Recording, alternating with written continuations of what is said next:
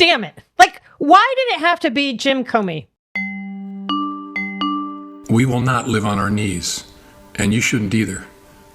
As you know, Jim Comey got indicted by Trump's former defense attorney / former beauty pageant contestant, Lindsay Halligan. What I saw when I was going through the museums personally was an overemphasis on slavery. She's not a prosecutor. She's an insurance lawyer.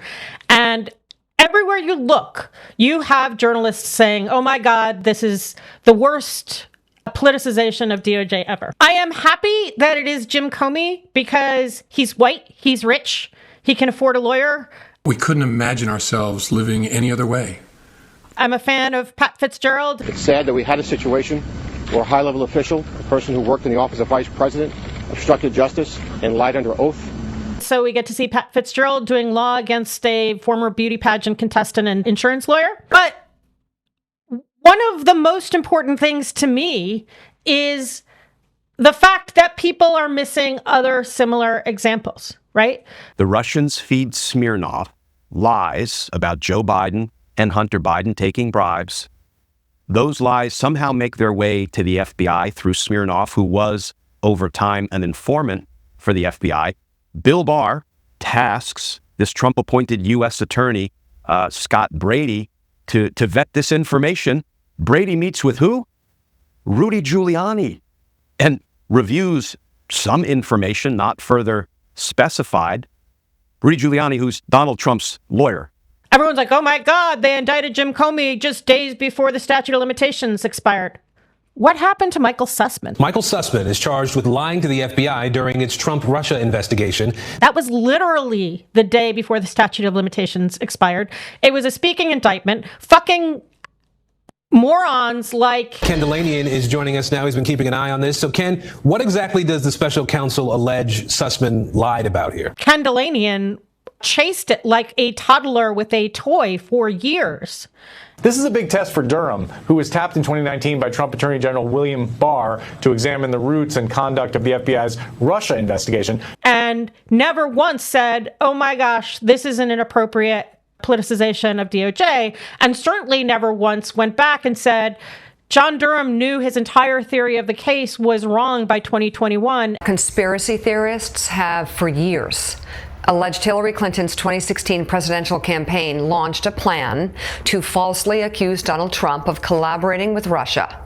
Now, newly declassified information reveals documents that were supposed to confirm those allegations were likely fake and created by Russian spy services. And nevertheless, continued chasing Michael Sussman for another year.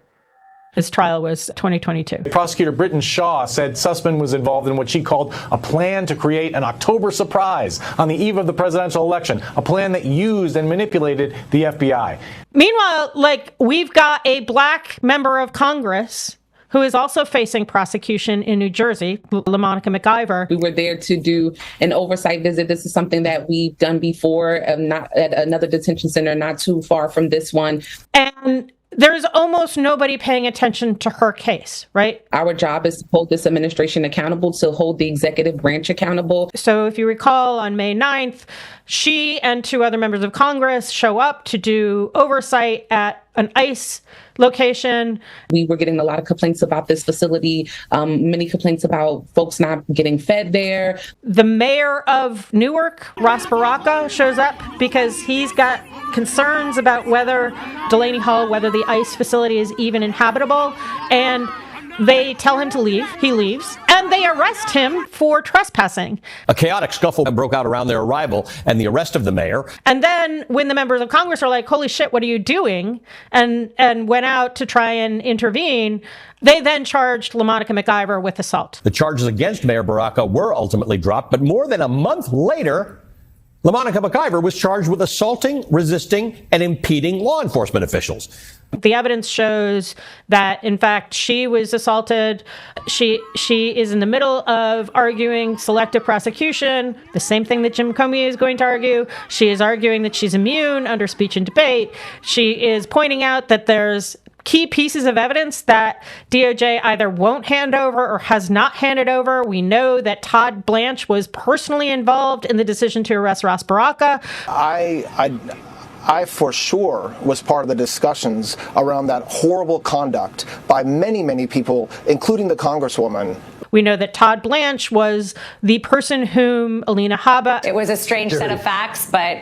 Another one of Donald Trump's defense attorneys consulted with for the public integrity, and no one is paying attention to that. Of course I absolutely authorize that. Yes, it is important that Jim Comey was prosecuted. It's not revenge.